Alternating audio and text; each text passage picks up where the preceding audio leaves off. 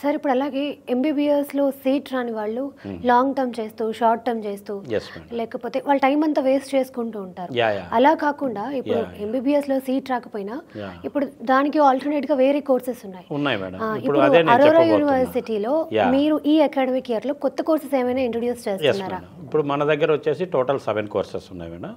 ఈ అరోరా యూనివర్సిటీలో వచ్చేసి ఇప్పుడు మీరు అన్నట్టు ఎంబీబీఎస్కి ఇప్పుడు పాతకాలంలో ఏంటంటే ఎంబీబీఎస్ఏ ఒకటి ఉండేది. ఇప్పుడు ఎంబీబీఎస్ కంటే ఎక్కువ ఫ్యూచర్.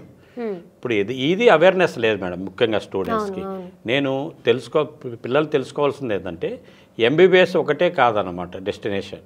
ఎంబీబీఎస్ కంటే ఎంబీబీఎస్నే డాక్టర్స్నే మనం హైర్ చేసుకొని హాస్పిటల్ నడిపే శక్తి మన హెల్త్ కేర్ పీపుల్కి ఉంది.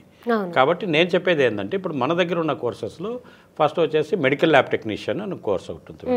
ఇంకొకటి anaesthesia and operation theatre technology ఒకటి, రేడియాలజీ ఇమేజింగ్ టెక్నాలజీ ఒకటి, కార్డియోవాస్కులర్ టెక్నాలజీ ఒకటి, ఇంకొకటి వచ్చేసి ఫోరెన్సిక్ సైన్స్ ఉంది మేడం. అట్లే BPT bachelor of physiotherapy, master of physiotherapy, ఈ 7 కోర్సెస్ చాలా ఇంపార్టెంట్, చాలా హై డిమాండ్ ఉంది మేడం. ఇండియాలోనే కాదు ఫారిన్లో కూడా వీటికి అవకాశాలు ఉన్నాయి.